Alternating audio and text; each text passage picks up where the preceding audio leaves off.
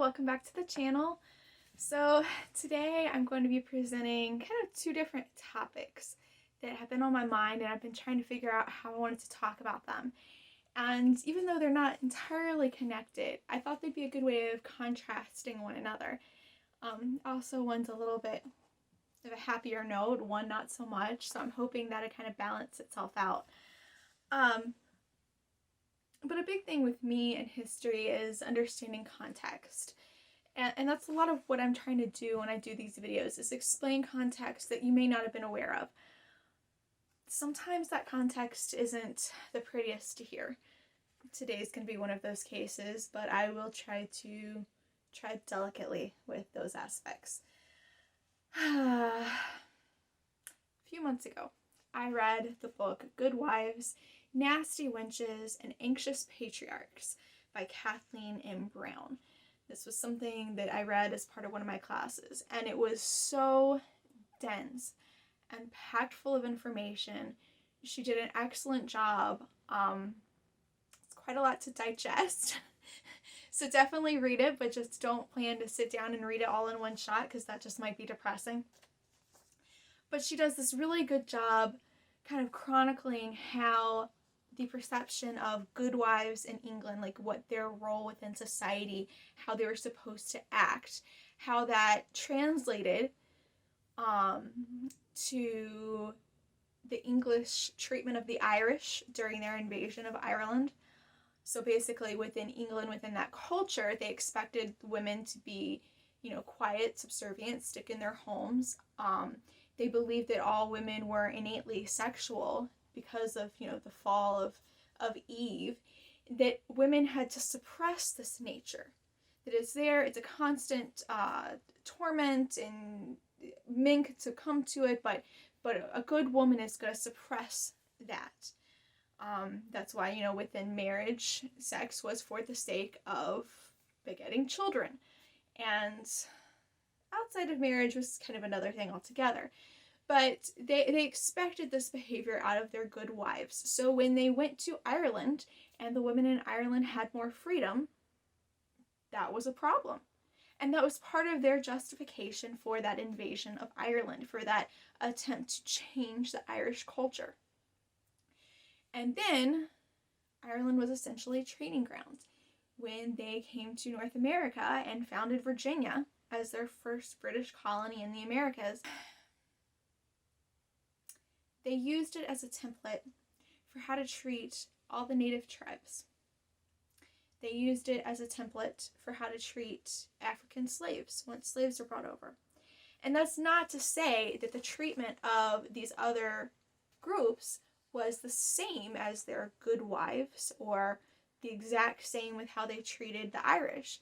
But it is what they used as a starting point, and they moved on from there in deciding how they would judge these people and how they would treat these people. So it's a really important bit of background information when you're trying to understand colonial culture and societal norms.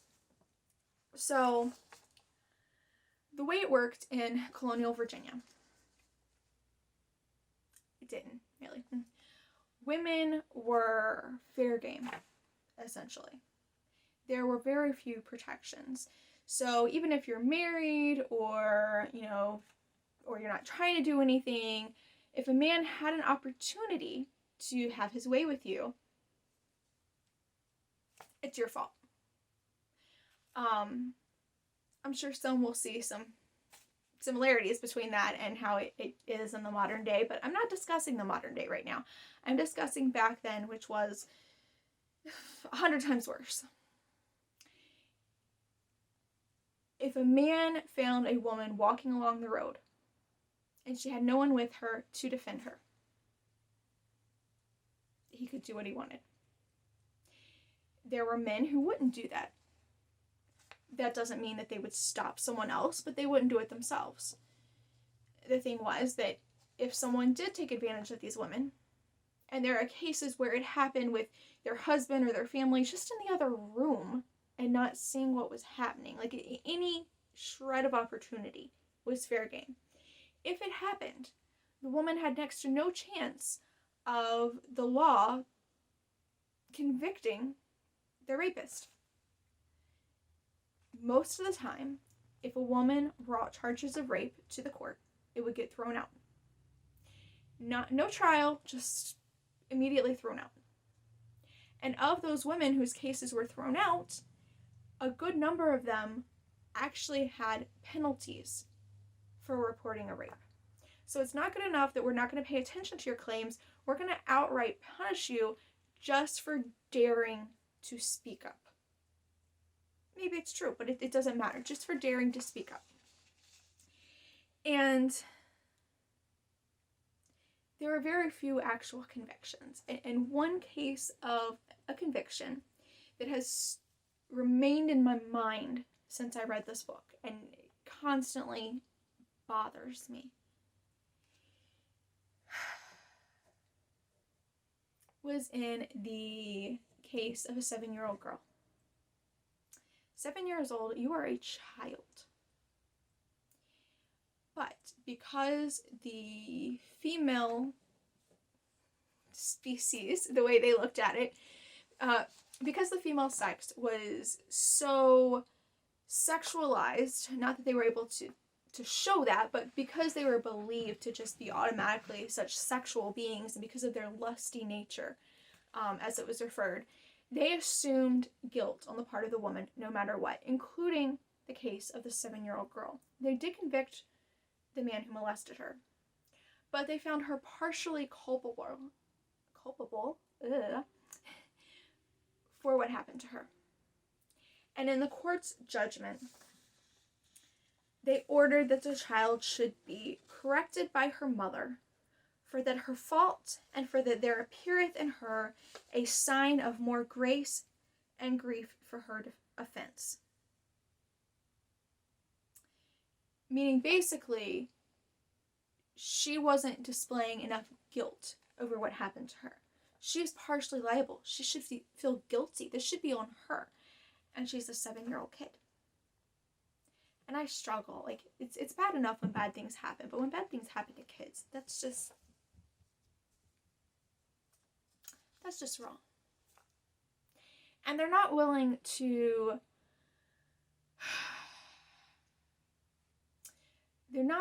convict rapists. But these colonial courts were all too willing to bring women before them who had given birth to bastards. If you gave birth to a bastard, it was a crime. You could be punished. Your child, in certain situations, could be made indentured servants once they reached a certain age. Basically, they were concerned that the local parish would have to pay for the clothing and the food for these children that didn't have fathers, and therefore the best way of preventing the parish from having this huge bill for bastard children is to punish the mothers. Now, maybe the mothers were willing, maybe they weren't. It didn't matter. If you did manage to marry before you gave birth, then that's okay. It doesn't matter that you anticipated your vows or, were just trying to get away with it and wound up knocked up. If you ended up pregnant, no matter how it happened, and gave birth an unwed mother, the courts were more than willing to punish you. Unless you were a slave. If you were a slave, then the courts didn't care that you gave birth to a bastard. They certainly didn't care if it was consensual or not. Because as far as they were concerned, your master, your owner, would bear the cost of raising your child. So whether the master was the father, whether another slave was the father, whether a complete other person was the father, they didn't care because it wasn't on them. And this is the background that you need to understand about culture in the colonies for the second part of this video. Because I said that sex within marriage was for the purpose of having children. Well, sex outside of marriage was for power in many cases. Men of the time spoke about it in terms as if they were going into battle, as if it was a military action. They talked about conquering. They didn't care about consent. It was all about exerting their male power. But not everyone was like that. So, for the breath of fresh air in this conversation, I turn to one of the founding fathers, Gouverneur Morris of New York. He's what many call a forgotten founder, in that he didn't get as much attention from scholars or let alone anyone else, and yet he made a lot of really important contributions. And he's an interesting character all the way around. Said he was from New York. He was part of their provincial congress, their constitutional convention, the Continental Congress, and he helped to write the U.S. Constitution. He's responsible for writing the preamble. He was also on the Committee of Style and helped kind of with the wording of the entire Constitution overall. So, big impact there. He was not a radical.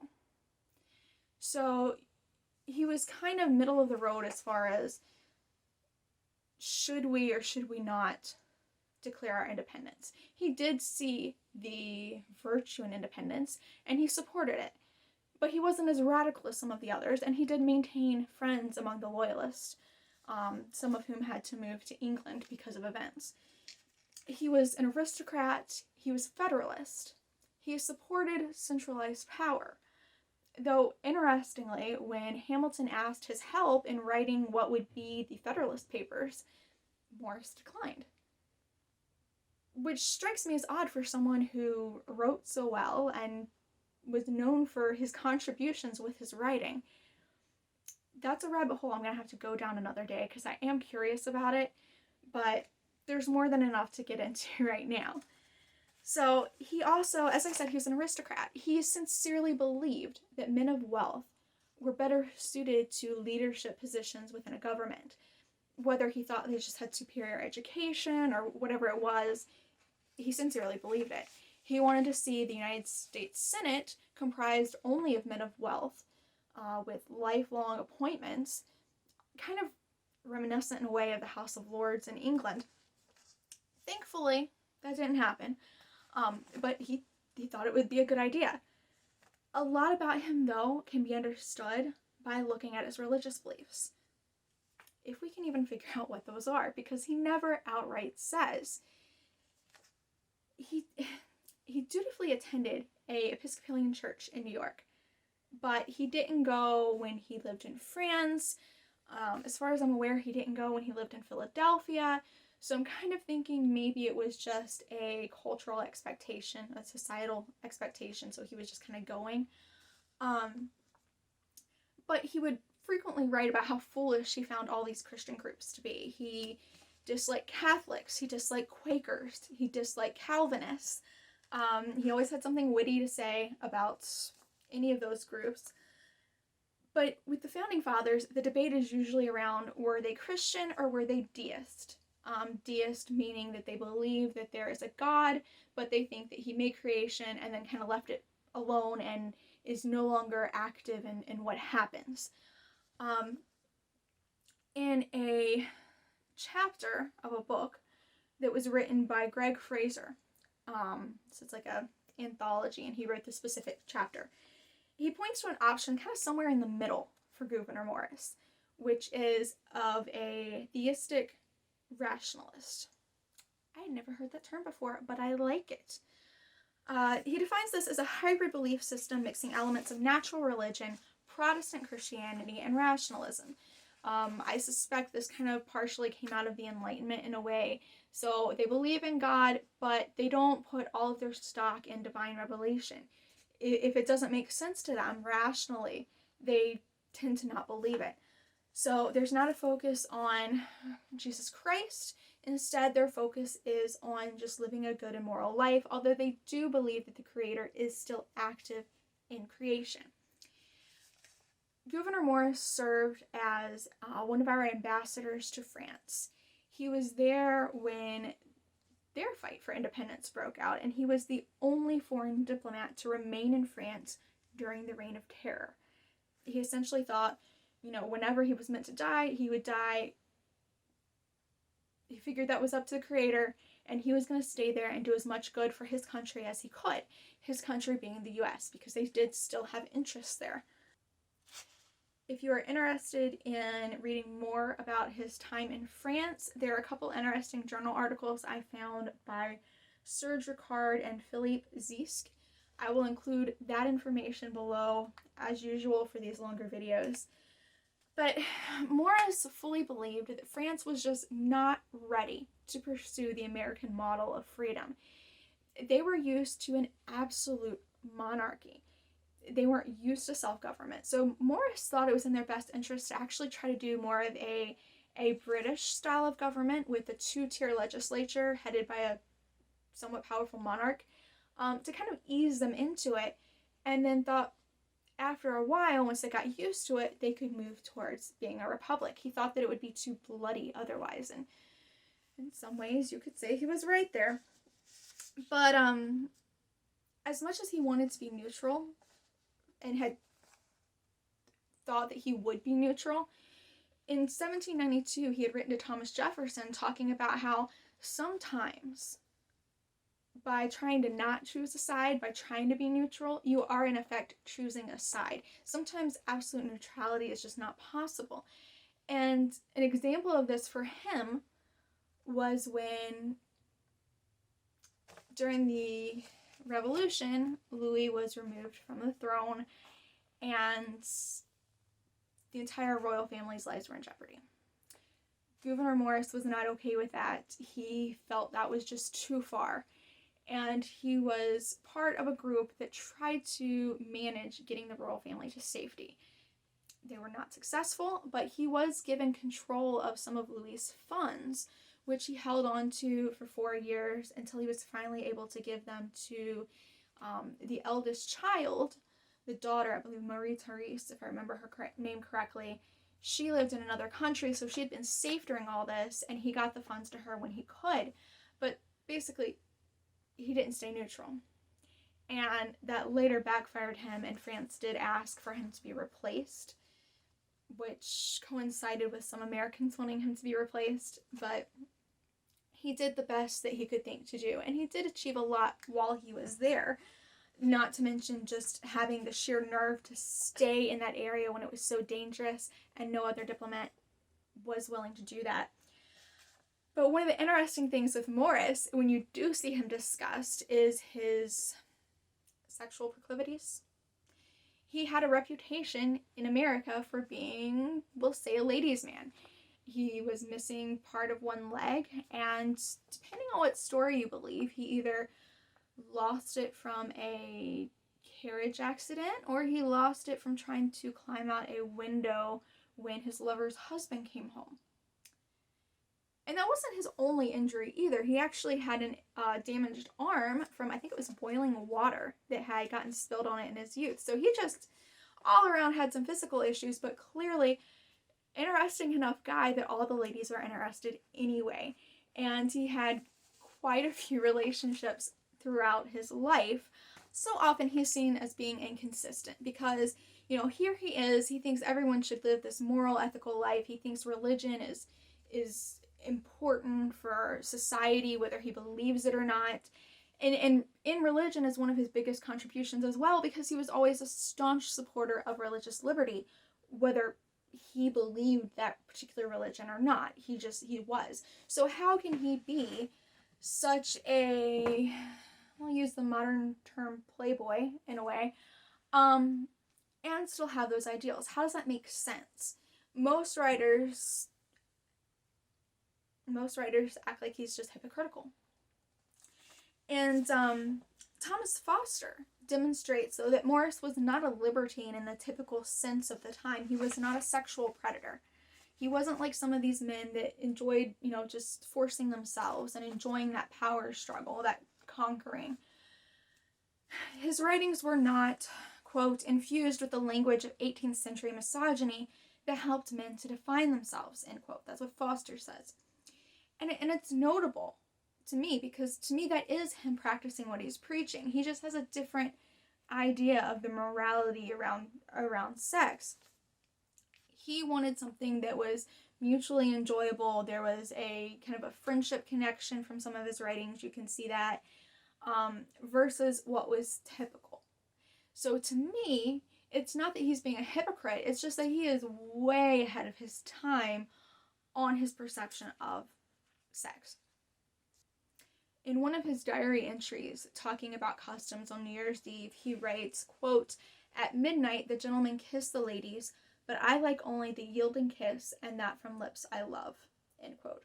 So that's basically backing up he only really wants it if it's consensual, he's not interested in the power struggle, and he wants there to be some type of connection there other than the physical, which is, again, very, very different. So here I am, I keep talking about how different he is, and here's the crux of it. He's white, and he's male. He does not have to care about consent of women or the plight of enslaved Africans. He doesn't have to. He's an aristocrat. Most of them wouldn't, but he does. He was among one of the most outspoken opponents of slavery among the founding fathers. And as opposed to, the Patrick Henrys and the Thomas Jeffersons and the founders who speak about how evil it is and yet they still own slaves, Morris didn't. In his youth, he seems to have not owned any. In his later years, he bought 2 and then freed them. Had them serve a essentially indentured servitude period with him, which he paid them for, and then they were free. Which, maybe that's not the perfect solution, but that was the best pretty much anyone did at the time. He was also known to pay freed blacks for labor as well. So he seemed to try to avoid slavery as much as possible, and he spoke out strongly against it. But not just that, his actions prove his respect for women. I keep saying this, but it's proven, because he doesn't pursue young girls. He just doesn't. He's not interested in that. And even in his private writings in his diary, he does not speak in crude, derogatory terms. He doesn't talk about it as this military action like I referred to earlier. He does say he enjoys the risk of discovery, but he only speaks of women with respect, which is just weird in the best of ways. So, at the time, his peers judged him for his proclivities. Now, a lot of people still judge him for his proclivities. And I'm saying that when you consider the context of the culture at the time and what was considered allowable, Gouverneur Morris is like a freaking hero, right? Let me know what you think. Is his behavior excusable because of the consensual nature? Was it him being hypocritical? And what do you think about the state of women in the colonies? How bad did you expect it to be? Did you think it would be better? Let me know. Yeah.